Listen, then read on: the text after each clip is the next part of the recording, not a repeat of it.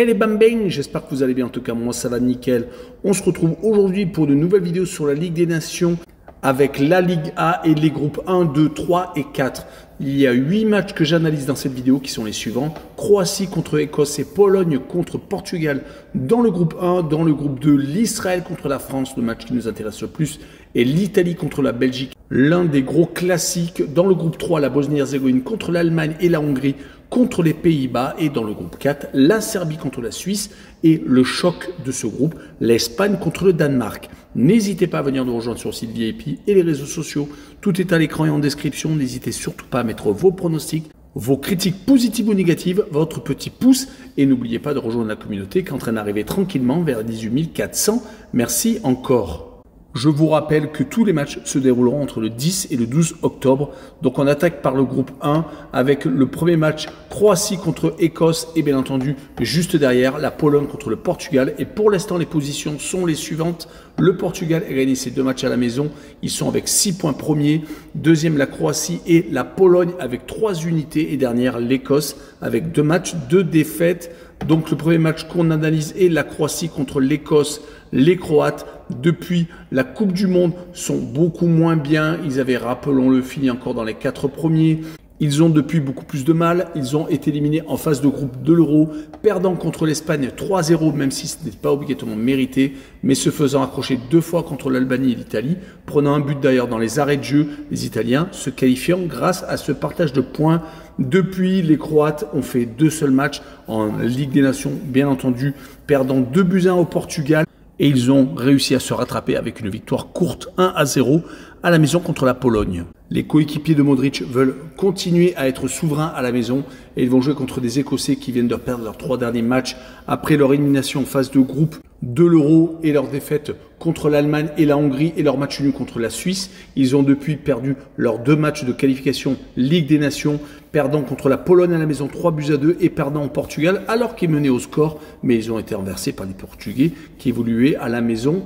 Donc ils ne seront pas en position de force en Croatie et sur ce match-là, je vois les Croates s'imposer 2-1 avec le plus de 2 buts sur le match et une cote 1,43. La seconde rencontre du groupe est la Pologne contre le Portugal. Les Polonais ont gagné contre l'Écosse d'entrée de jeu dans ces qualifications Ligue des Nations, mais malheureusement ils se sont inclinés 1-0 en Croatie. Mais ils sont encore en position de peut-être se qualifier, mais il va falloir en faire un carton plein à la maison et ils vont jouer contre des Portugais qui viennent de gagner leurs 2 premiers matchs contre la Croatie et l'Écosse. Les Portugais sont bien entendu favoris du groupe, mais rappelons-le, ils ont été sortis par la France en quart de finale du dernier Euro, faisant 0-0 et ayant quand même du mal à marquer des buts. Ils se sont rattrapés donc avec les matchs à la maison, mais à l'extérieur, est-ce que ce sera différent? Les Polonais, eux, de leur côté, ont eu tendance à être assez moyens ces derniers temps, avec une élimination en phase de groupe lors de l'Euro, perdant contre les Pays-Bas, l'Autriche et faisant juste match nul contre la France. On s'apercevra quand même que quand ils jouent contre des gros à la maison, ils ont tendance à plutôt ou faire match nul ou s'incliner. Donc sur ce match-là, je verrai une victoire du Portugal 2-1 à l'extérieur avec le plus de 1,5 but pour les coéquipiers de Bernardo Silva et une cote à 1,75. Et on enchaîne avec le groupe de la France, le groupe 2 avec l'Israël qui va accueillir nos petits bleus. Les Israéliens ont perdu leurs 2 premiers matchs contre la Belgique et contre l'Italie, prenant 5 buts au passage. Ils sont vraiment en difficulté car pour l'instant, ils sont derniers du groupe. Les Italiens occupent la première place et la France et la Belgique sont avec une victoire et une défaite en 2e et 3e place. Donc Israël veut espérer peut-être prendre les 3 premiers matchs contre la France, mais ils vont jouer sur terrain neutre, ils vont jouer à Budapest, car ils ont pour l'instant, donc avec le conflit israélo-palestinien, l'occasion de jouer, mais seulement à l'extérieur, donc sur terrain neutre. Et les résultats n'ont pas tendance à suivre, car ils ont plutôt tendance à s'incliner que à réaliser des bons résultats. 4 défaites sur les 5 derniers matchs, toutes compétitions confondues. Un seul succès, c'était contre le Bélarus en match amical et c'était en déplacement. Ils vont recevoir les Français qui font actuellement leur mue. Plus de Lloris, cela fait un petit bout de temps, plus de Giroud, plus de Griezmann qui ont annoncé leur retraite internationale. Mbappé a même été mis un petit peu Europo, même s'il joue avec le Real de Madrid, provoquant la polémique. En tout cas, les Français vont jouer avec une équipe très jeune. En tout cas, depuis l'Euro où ils ont perdu en demi-finale contre l'Espagne, ils ont eu une défaite contre l'Italie. qui a été très mal perçu par tous les spécialistes football en France, mais heureusement ils ont réussi à se rattraper contre la Belgique, gagnant 2-0. Sur cette rencontre, je verrai les Français s'imposer, mais seulement 1-0, et je verrai le moins de 3,5 buts sur le match, avec une cote à 1,65. On continue avec l'Italie contre la Belgique, la grosse affiche de ce groupe. Les Italiens ont gagné leurs 2 premiers matchs en France et en Israël, faisant carton plein. Cela tranche avec le dernier Euro qui a été vraiment médiocre. Ils ont été sortis en 8e de finale par la Suisse 2-0. Ils avaient pourtant très bien commencé avec cette courte victoire contre l'Albanie, mais ils avaient ensuite perdu contre l'Espagne et avaient réussi à arracher une qualification en 8e avec ce match nul contre les Croates. Mais cela n'a pas suffi car derrière, ils se sont fait éliminer un petit peu à la surprise générale. Du côté des Belges, c'est à peu près la même situation. Ils ont réussi à sortir des poules, mais sont tombés contre la France en 8e de finale. Et une fois de plus, ont été éliminés par les Français.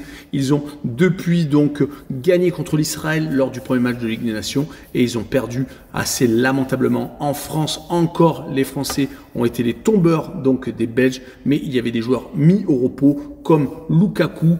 Et De Bruyne n'a pas suffi. En tout cas, le renouvellement au niveau de l'attaque des Belges est plutôt intéressant avec Openda, Doku. Il va falloir faire la différence contre les Italiens. Et sur ce match-là, je verrai un match nul, un but partout, avec le home no bet et le match nul remboursé, c'est victoire de l'Italie, qui est pour moi légèrement favori quand même, avec une cote à 1,62.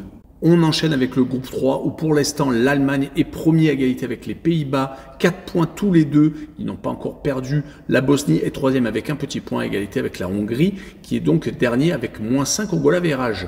La première rencontre qu'on analyse est la Bosnie contre l'Allemagne. La Bosnie n'est plus du tout la même équipe. Ils ont eu leur période dorée avec Pjanic et également Dzeko dans le top de leur forme, mais depuis les résultats ne suivent plus. Ils perdent quasiment tous les matchs. On fait 0-0 en Hongrie, c'est peut-être la meilleure des performances ces derniers mois. Ils restaient juste avant sur 4 défaites consécutives contre l'Ukraine, à la maison, contre les Anglais, les Italiens et les Pays-Bas, prenant 11 buts au passage, donc ce 0-0 en Hongrie a permis de stopper l'hémorragie défensive. Mais le problème est qu'ils vont jouer contre des Allemands qui ont rajeuni leur effectif, qui ont un entraîneur aussi également très jeune, Nagelsmann. Ils ont été tout de même éliminés en quart de finale du dernier Euro à la maison. Mais depuis une victoire 5-0 contre les Hongrois et un 2 buts partout aux Pays-Bas qui donne beaucoup d'espoir. Sur cette rencontre, je verrai une victoire des Allemands. 2-1 avec le combiné en cote sécurisée, la double chance N2 et le plus de 2,5 buts sur le match avec une cote à 1,61. La deuxième rencontre du groupe est la Hongrie contre les Pays-Bas. Les Hongrois ont fait match nul contre la Bosnie, une grosse contre-performance car les Hongrois ont perdu 5-0 en Allemagne et ils sont très mal partis. Ils ont plus du mal ces derniers temps à marquer de buts qu'à une certaine période où ils avaient fait de très bons résultats. Rappelons qu'ils ont été sortis de l'Euro faisant 2 défaites contre les Suisses et contre les Allemands et ne gagnant qu'une seule fois, c'était contre l'Écosse, mais cela n'a pas été suffisant.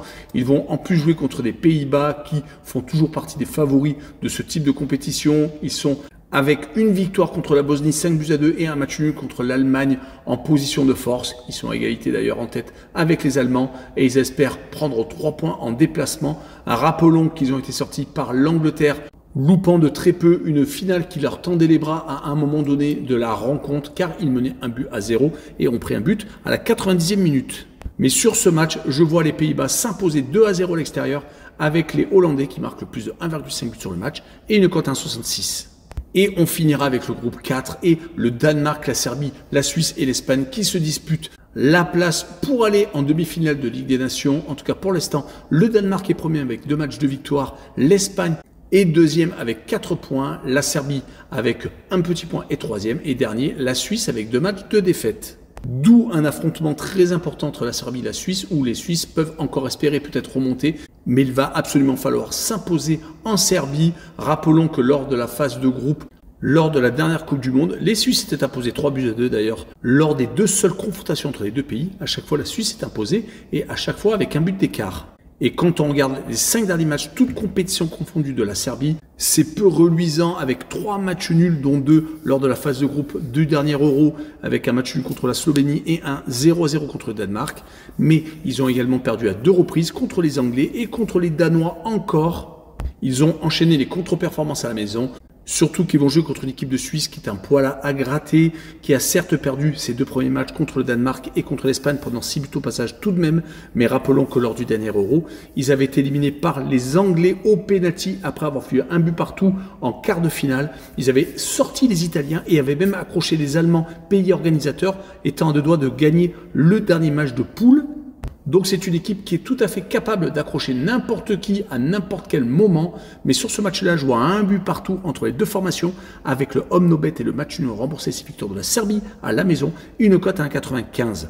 On finira par une des très belles affiches, l'Espagne contre le Danemark. Les Espagnols sont champions en titre de cette Ligue des Nations. Ils ont également gagné l'Euro, leur U23 ont gagné les Jeux Olympiques. Donc c'est actuellement le football qui est le plus impressionnant en Europe. Même les féminines sont championnes du monde de foot. Donc les Espagnols sont une grosse place forte. Ça on le savait déjà, mais là actuellement, ils ont vraiment une grosse domination au niveau de leur équipe nationale. Quand on voit les derniers matchs, un seul match nul contre la Serbie lors de leur entrée en lice en Ligue des Nations, mais sinon, que des victoires lors du dernier Euro et également une victoire 4-1 en Suisse. Ils seront donc favoris lors de cette réception des Danois qui, de leur côté, ont gagné leurs 2 premiers matchs à la maison contre la Suisse et la Serbie, à chaque fois 2-0.